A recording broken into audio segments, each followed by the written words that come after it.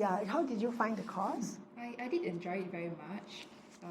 Out of all the courses that I've done, I actually felt that this really brought out what we feel emotionally as a person and how we can actually bring out all these thoughts and feelings out to share with everybody. And then also we have a guide as to how we can better balance the different aspects of our lives. So yeah, I really enjoy it a lot, really. Yeah, and I do encourage other people to come and sit for this 1 day course. In fact, I thought the 2 day course would be even better. Can you share maybe like one or two specific takeaways that you got from this workshop? Okay, for me, it's a lot about balancing.